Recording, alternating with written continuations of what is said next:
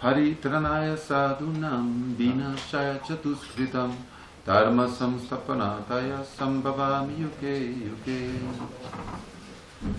To deliver the pious and to annihilate the miscreants, as well as to re-establish the principles of religion, I myself appear millennium after millennium. Purport by His Divine Grace Srila Prabhupada. According to Bhagavad Gita, a sadhu, a holy man, is a man in Krishna consciousness. A person may appear to be irreligious, but if he has the qualifications of Krishna consciousness, wholly and fully, he is to be understood to be a sadhu. And duskritam applies to those who do not care for Krishna consciousness. Such miscreants, or duskritam, are described as foolish and the lowest of mankind. Even though they may be decorated with mundane education, whereas a person who is in 100% engaged in Krishna consciousness is accepted as a sadhu, even though such a person may be neither learned nor well cultured.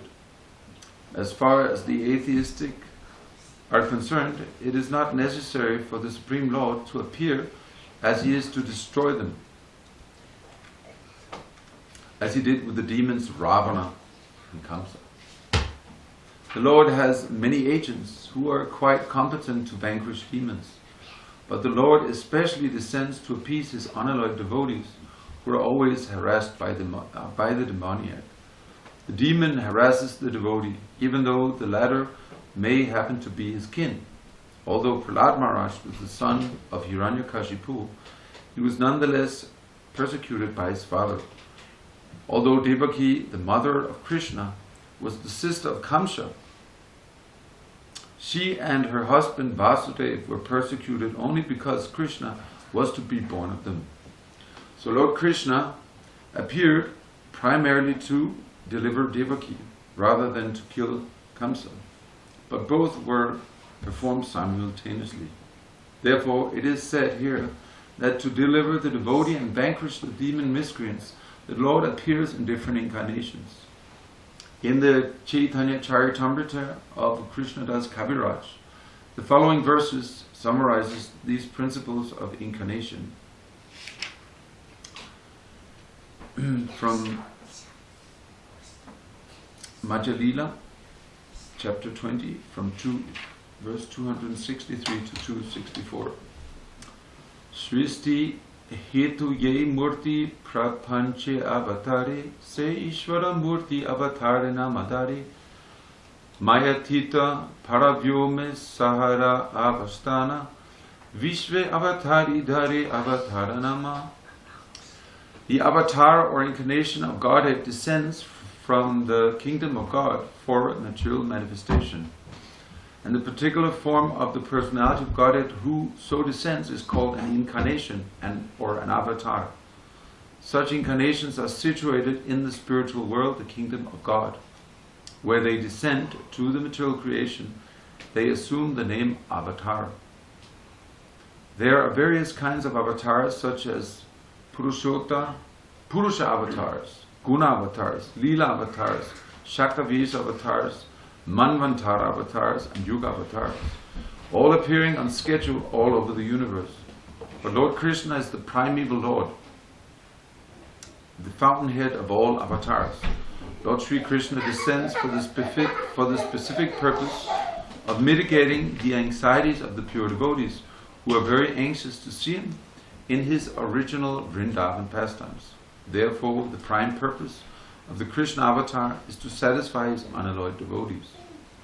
Lord says that he incarnates himself in every millennium. This indicates that he incarnates also in the age of Kali, as stated in the Srimad Bhagavatam.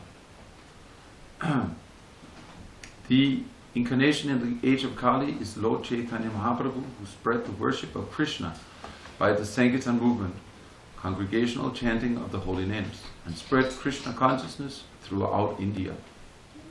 He predicted that this culture of Sankirtan would be broadcast all over the world, from town to town and village to village. Lord Chaitanya, as the incarnation of Krishna, the personality of Godhead, is described secretly but not directly in the confidential parts of the revealed scriptures, such as the Upanishads, the Mahabharata and the Bhagavatam. The devotees of Lord Krishna is very much attracted by the Sankirtan movement of Lord Chaitanya. This avatar of the Lord does not kill the miscreants, but delivers them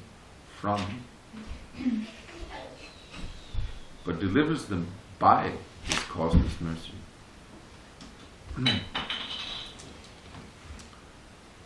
So, as we hear from this verse, and as the Vedas they explain, then the incarnations of the Lord, they are innumerable. They are like waves on the ocean, or more applicable here, raindrops in the raining weather. Innumerable. They cannot be counted.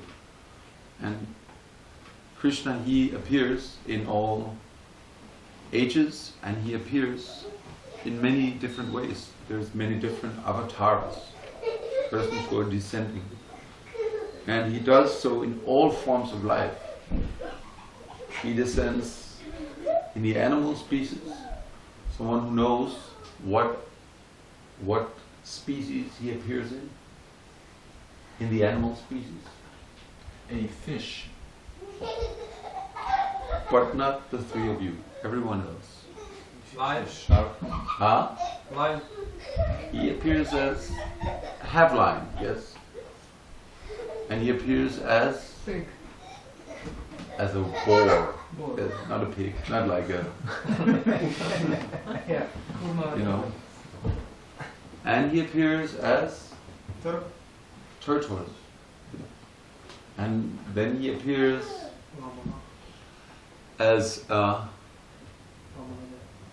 Vamana, yes, but that's not an animal. But also he appears like a horse, Hayagriva also. So it's said that he appears in all species of life. So we only know of 5 of them, but time is eternal. No? Time is eternal. So the life of Brahma, even though the lifespan of Brahma is very, very long, it is 311 trillion years. One day of Brahma is, according to our estimation, it is 4 billion years. 4,320,000,000 years. So we cannot even begin to calculate the eternity. We cannot, even though Hare Krishna, Hare Bol, what's happening? Unless you see Krishna, you can take a picture, but otherwise. Animal outside there. Great. So just sit down.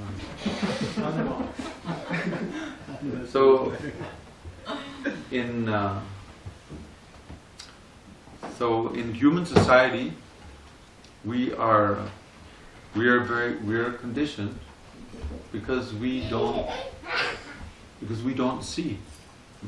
We just see temporary life, and it's appearing before us as reality.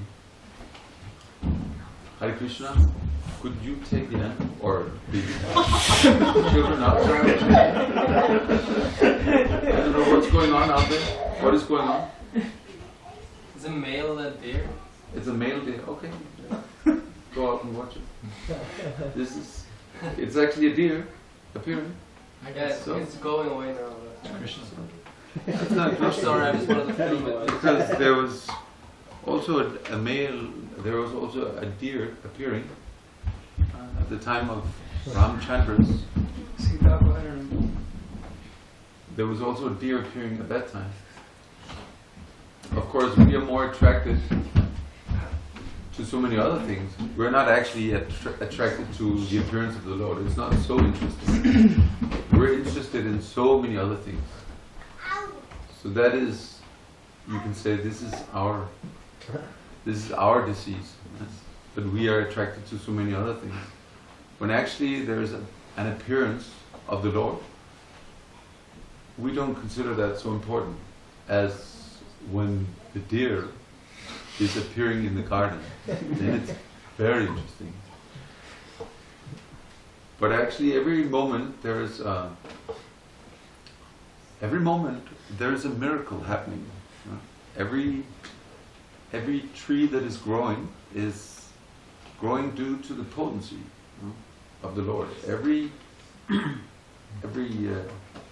grain of snow which is falling from the sky, they're all unique. None appear the same. And it's actually very amazing when you consider how much snow is falling. And Norwegians and Russians who are mainly living here, they know so much snow is falling, but not even one snowflake you can find similar snowflakes. It's not important, it's not possible. They are all different. So much variety is here. So many trees are here. And just a tree like this out here, when it blows its pollen in the wind, then all these the pollen which is so tiny that you can't even notice, it enters your nostril and it makes you sneeze.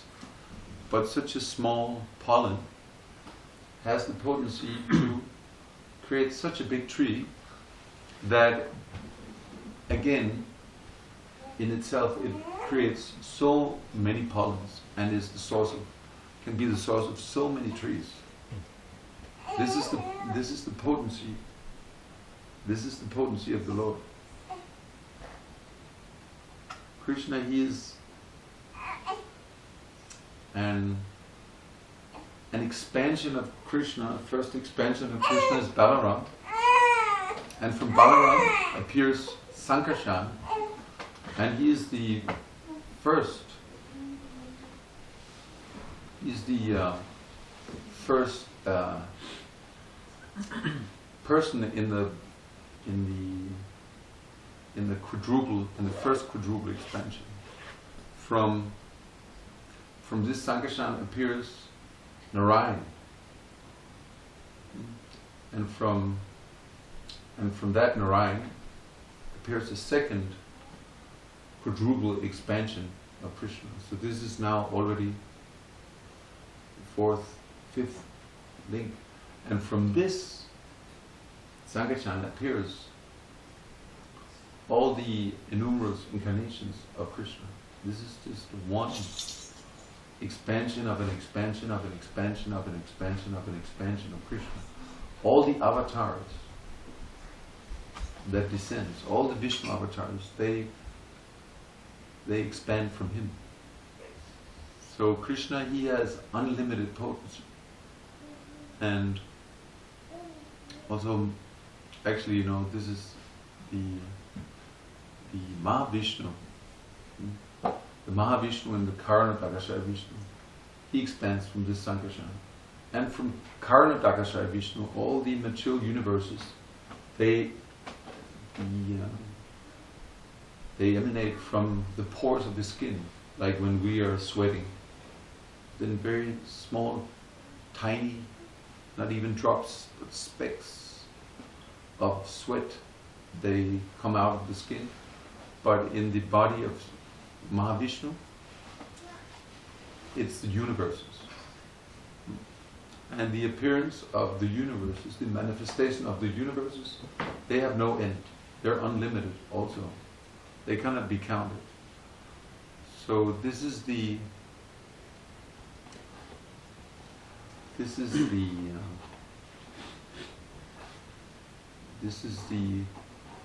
potency of the Supreme Lord.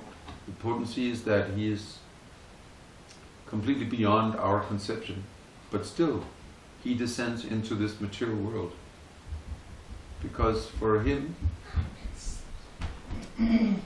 the living entity he has expanded himself also into so many living entities that they are not to be counted also. In each universe there's unlimited amount of living entities. So many entities, living entities, are there in every universe that you cannot count them. Just like when you go on the beach. If you go on the beach and you try to count the sand on the beach, you will never finish. You will never be able to count all the sand. How many grains of sand are there on the beach? How many living entities are there in each universe? Every cell, every bacteria in our body is a separate life form, which is appearing in the body.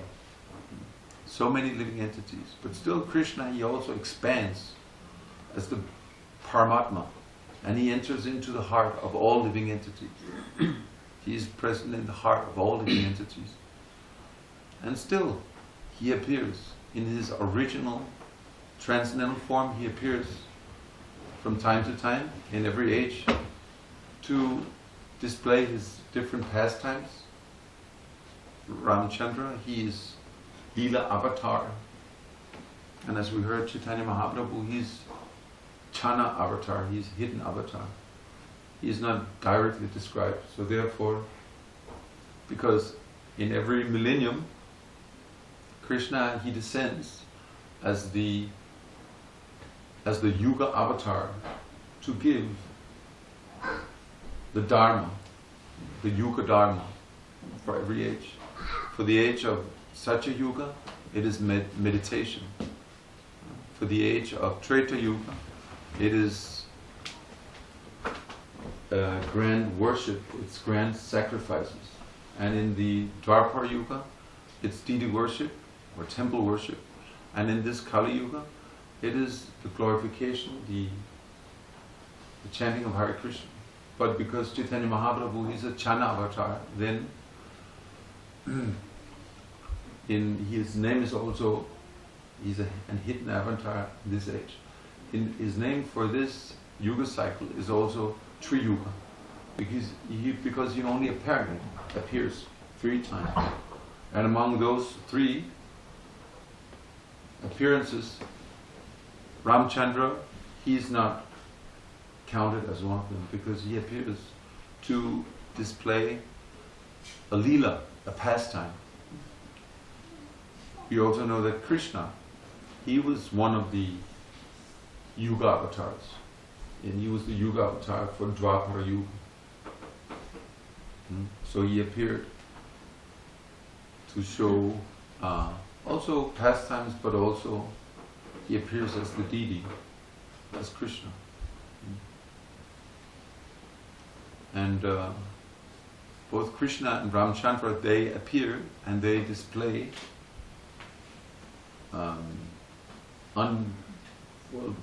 beyond superhuman activities. Superhuman activities. Krishna, he lives Govardhan Hill. And Ramchandra and Krishna, although they appear in a 2-armed form, still they perform so many amazing activities. But in the case of Ramchandra's appearance, he is served like also Krishna is served, but especially we know that in Ramchandra's appearance appears also Hanumanji, who is the great monkey servant, who is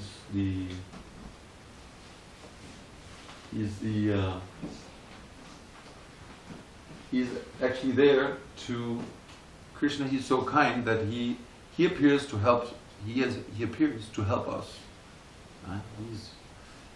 He appears to deliver the pious and to annihilate the miscreants, because the demons, they're always there to harass the devotees. But Krishna, he's very merciful, so he allows the servitor to do the amazing activities for him. This is special in the relationship between Ramchandra and Hanuman. There is a very special relationship, because Hanuman, he was serving Ramchandra in so many ways. He was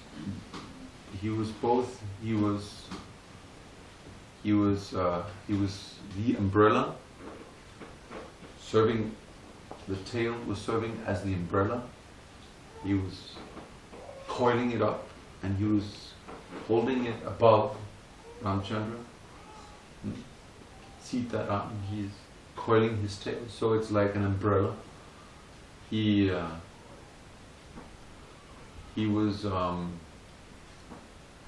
flying through the sky, so he was also, and he was carrying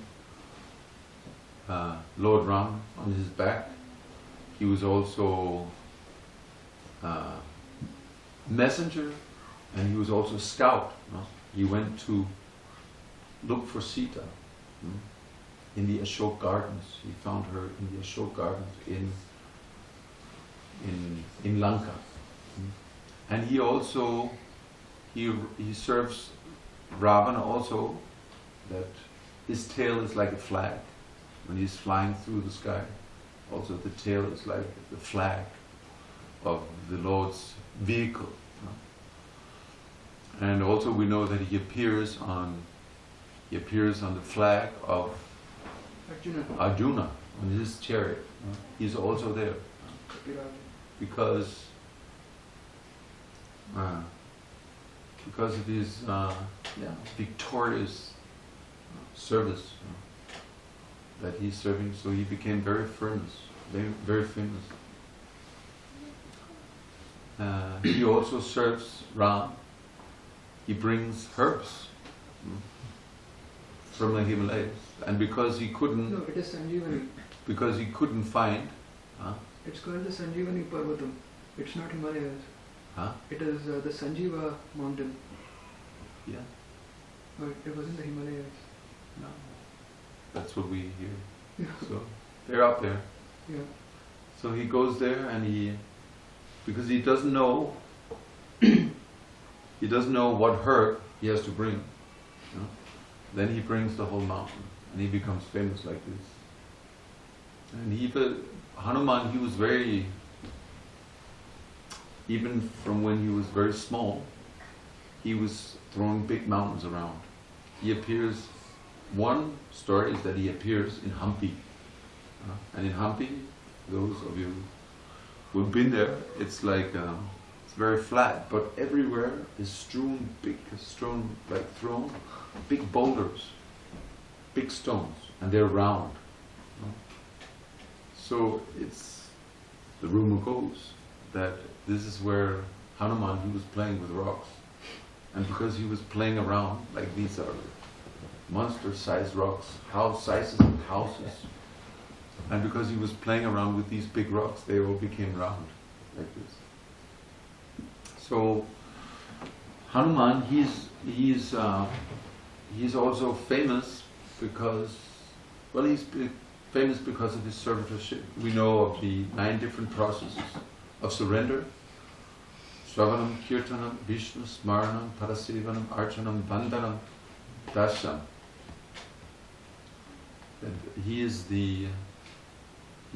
Hanuman, he is personifying the Dasham, the servitorship, that relationship with that rasa. He's personifying that rasa with the Lord.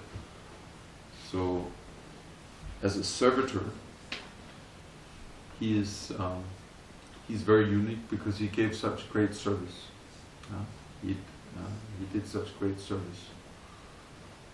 So that is significant for us, because if we want to surrender to Krishna, then we have to become servants. And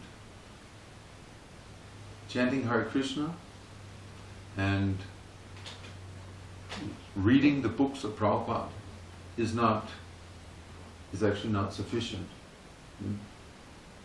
because we are not qualified. We cannot hear the Hare Krishna mantra.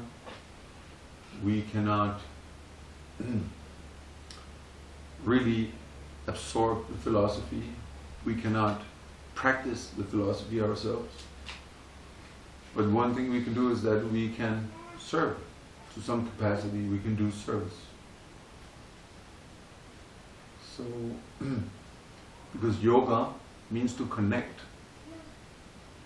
And we know also from the pastimes of Lord Ramachandra that he was very mercifully, he was accepting even the slightest service. We know that when the bridge to Lanka was built, then the monkey warriors, the Vanaras, they were throwing big rocks, mountain peaks into the ocean. And still, when you go there today, you go to Rameshwaram in the south of India, in Tamil Nadu, and you go to the tip. First there's Madurai, and which is 20 or 30 kilometers in, and then you can travel on a peninsula which is like very long and like that, and it just, and still you can travel still further. And so that is the original bridge. Even NASA has confirmed that this is man-made. It's man-made because it's in there's a stream of water which is going through that strait.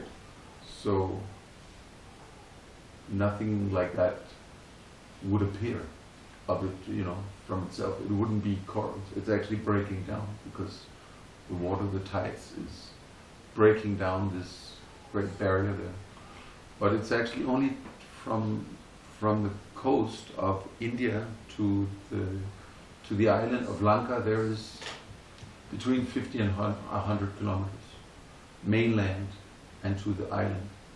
but actually because of the bridge still remaining there, there's only 20 kilometers. You can actually walk all the way except for 20 kilometers. You can see that on a map.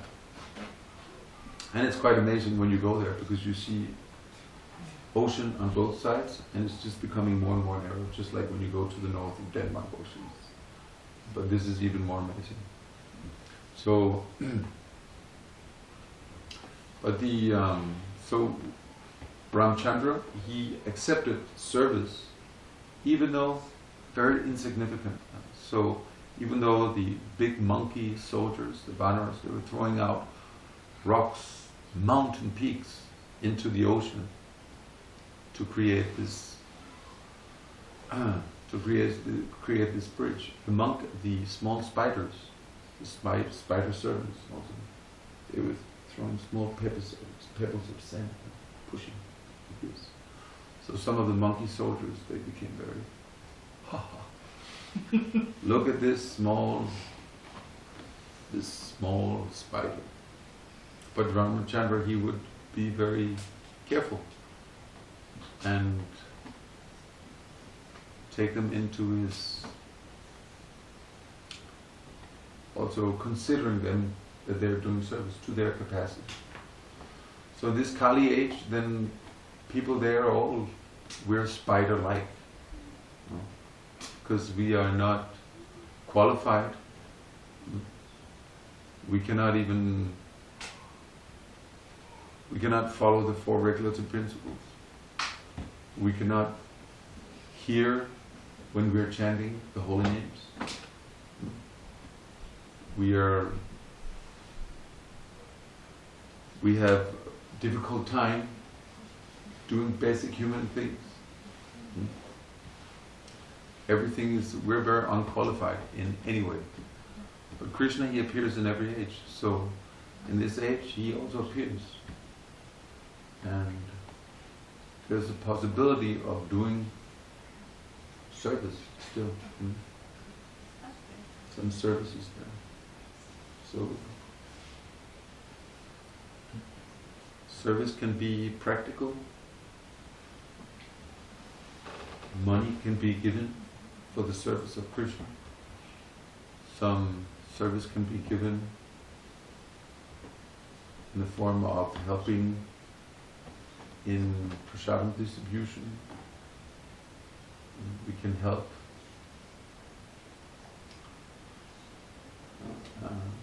cleaning the temple.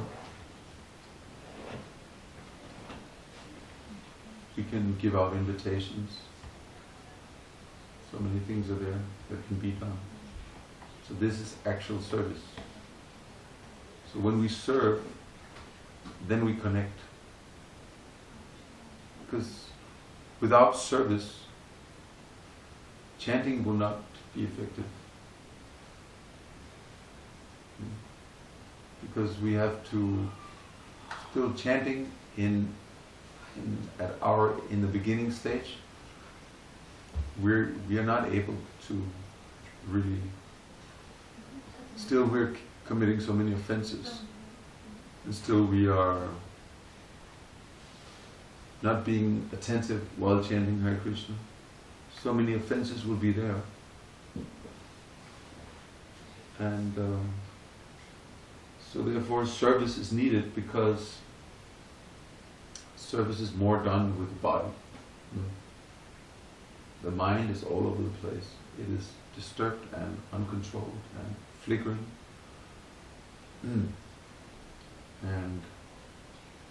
And we cannot control the mind, but we can do something with our body. This is called also karma yoga, where some service can be done. Everyone can do something with their body. We do that all the time. So that is actually for a person who wants to connect, a person who wants to connect with Krishna, then it is, of course, we know we must connect through the service of the spiritual master. Then some service must be done. So we are, so we have that possibility. Because nowadays there's so much hypocrisy. Kamsa, who is also mentioned here, he was family related to Krishna, but also his sister Devaki was at the time of her marriage. No? Then Kamsa, he actually took, even though he was the king, then he took that menial service of driving her, after her wedding, driving her to the house of Vasudeva. So he considered, out of great affection for his sister, he considered that service very important. Because servitorship, actually means love. If I'm saying, I love you, I love someone, then without some service, unless I do some service, what does that love mean? What does it mean? If I actually love someone, then I should do some service. Otherwise, what does it mean? It doesn't mean anything. So, just like Kamsa, he was doing service to his sister. But the thing is that what is that actually so-called love? In the case of Kamsa, what was that love? Well, it was very self-centered. Because in Kali Yuga, in the material world, what people they call love, it is actually it is very self-centered. It's not very pure. In the case of Kamsa, he on the plea of loving his sister, he drove the chariot. But we know at one point in the sky there was a voice appeared that predicted the destruction of Kamsa, that he would be killed by the 8th child given birth by Devaki. As soon as he heard this, then he wanted to kill his sister. So he was doing that service because that service would, because he was relative to Devaki. And he was seeing that because of his relationship to her, then he would give her service. But actually when that love was challenged just a bit, when that love was challenged just a bit by a voice, by an unembodied voice in the sky appearing, Kamsa, he pulled out his sword and immediately he wanted to cut off the head of his sister at the time of her marriage. So this is the love of the material world. This is the love. So the love expressed by Hanuman to Ramachandra, Sitaram, was a different kind of love. Even though he was in Dasharas, he was in servitorship. This is his role. He's a servant, and still this is very advanced because of his attraction, his love, the purity of his love, and it was expressed in servitorship. So without that service being done, then can we say that we love? Can we say we love someone?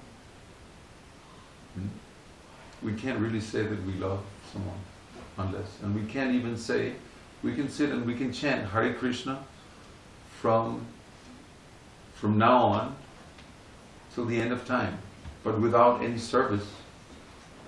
What is that love? It's very shallow. So the expression of love is there in servitorship, that you express your love by serving someone, just like Hanuman he did, and not like Kamsa, not like his service done, not like the service that he did. His service was very self-centered, and that is also our disease. We are basically very self-centered, and we are thinking that as soon as I'm not getting anything out of it, just like Kamsa, his gratification was that because Devaki was related to him, and he was a great king, then he took that role. Even a great king, and he's taking the role as her driver, which is actually the position of a Shudra. But out of his family affection, he was doing that. So also in this material world, we are affectionate. We are very affectionate to our family, we're affectionate to our body, we're very affectionate to our sense gratification. We're thinking in terms of I, me and mine. That these are my things, this is my body, this is so-called I here. And because of that so-called affection, then we don't know what love is. We cannot express our love because it's self-centered. Love must be expressed in a pure form. This is real love. If I'm coming to you and I'm saying, love me, and I pull out a gun and I pull it to your head, and you display some kind of affection or some kind of sentiment, and some tears are there, then that's not love. Of course, it's not love. So love is only proven when there's great struggle, actually, when there's great struggle. When there's even some danger or some loss is there. Because then, even though you lose, then still your love is not hampered. Still you love. Even though you lose basically everything. We also know that from Shikshastakam, that prayer of Chaitanya Mahaprabhu, is praying that even though you need to crush me by your embrace. Yes, you can take everything and be not present before me, but still you are no one. Of course, this is a very elevated stage. So right now we are at the stage where we don't know even who we are. We don't know that. Nobody knows that. We don't know who we are. So therefore, we should be very humble. We should be very humble. Because we don't know who we are. And we don't even know, we know so little about Krishna. We, by Prabhupada's mercy and by the mercy of the Guru Parampara, by the Acharya's mercy, we can now read the books. We can read the books of the words written by Krishna. We can read all the stories about the different avatars in the Srimad Bhagavatam. That we can read that. Huh? But still, when we are reading, if Krishna, he would appear in front of us, we wouldn't be ready to accept. Because we don't. Krishna, he, first of all, he won't appear like that before us, but because we're not ready, we're not ready. So some purification must take place, and that purification is service. So we can ask ourselves, how much service am I giving my body? How much service am I giving my tongue? Every day I'm speaking so many words. How much service I'm giving my ear? How much I want to hear mundane talk, mundane sound vibration? How much am I actually ready to hear about Krishna and Rama? We see now half the room is empty because not so interesting to speak about Rama. It's so babies more interesting, children more interesting. So much more interesting, so many other things are interesting. Even though at one point they themselves, the kids, they would go off and they would sit in another assembly and not be there with the present or with the parents. So that relationship between, even though that relationship between mother and son or mother and child is said to be the closest that you get to some display of love, real love, because the mother will do anything for the child, basically anything, ready to defend the child or love the child in any condition. Still, the child often is seen to just wander off, never to be seen again, or rarely to be seen.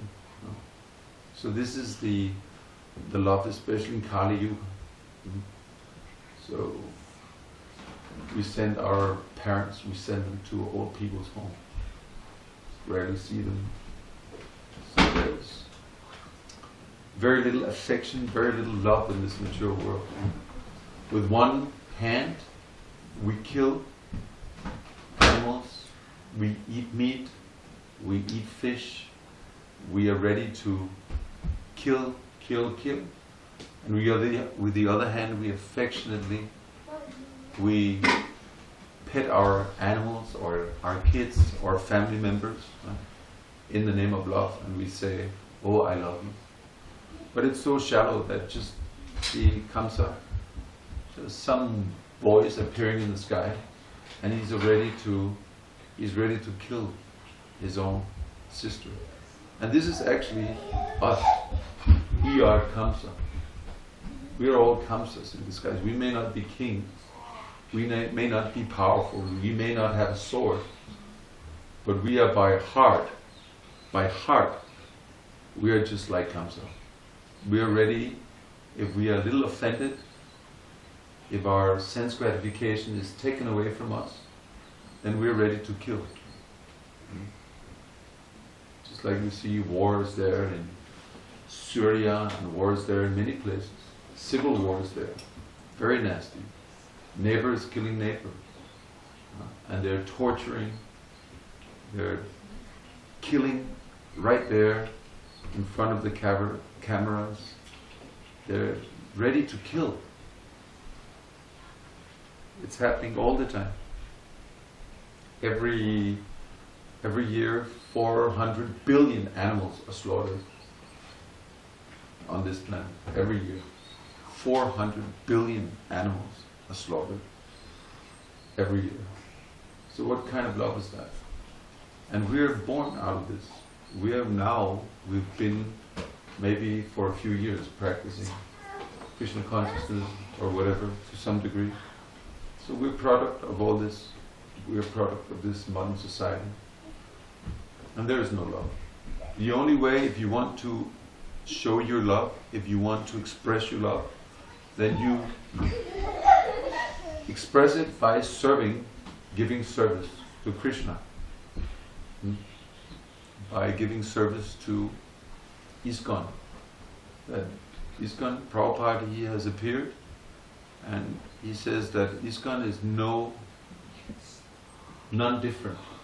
ISKCON is his body. Prabhupada said that. So we can serve the body of Srila Prabhupada by serving ISKCON. We can somehow or other, we can be an instrument in the hands of Krishna like that, and take and purify ourselves from all that demoniac qualities. So when we take the time on Brahmachandra's appearance to hear and speak about that relationship that we have a valuable life form, the human form of life, and we can do something. There's 8,400,000 species of life that we have to go through in order to come to this life form, and it's very valuable. And we have maybe just one lifetime, because we don't know what will happen at the time of death. So we should be very serious, because our heart is very, very dirty. It's very, very dirty. As soon as there is a little resistance,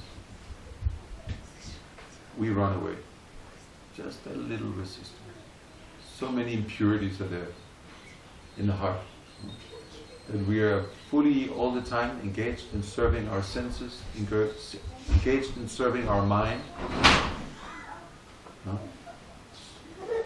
So happy to do something for ourselves. But as soon as there's doing something for Krishna, then we run away immediately. So many impurities are there. So we should try to be a little steady in Krishna consciousness, and becoming steady means that we do regular service, because that's the foundation of good chanting.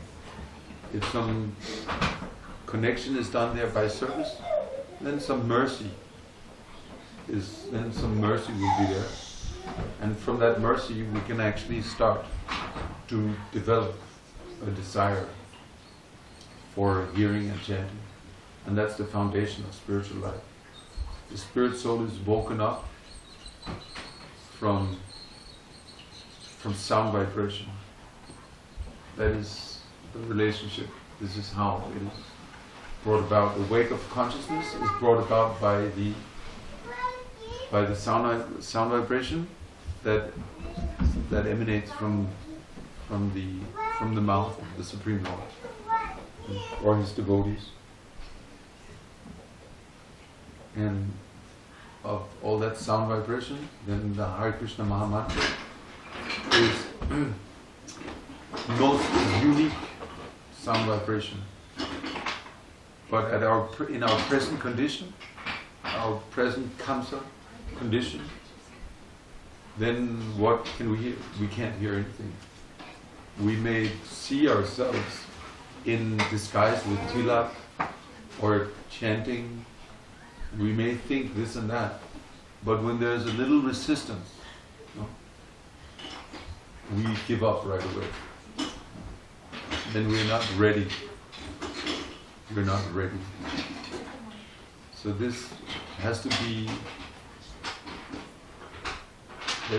create an impetus that must create a mood in us where we are very humble.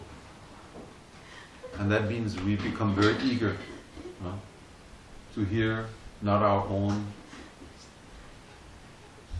producing of sound vibration, but we try to hear from those who are actually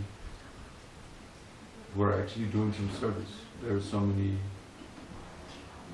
much information in Prabhupada's books, everything is there. And if we can just be in the right state of mind, then we can actually repeat this sound vibration. Then all power is there. But that's our problem. there's no power there, because our mind is all over the place. We're just thinking about how to give pleasure to the senses, my own senses, and maybe the senses of my family members, because my family members.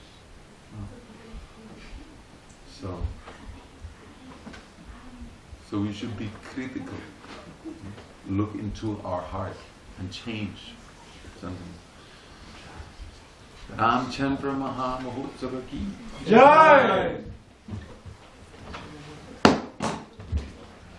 Any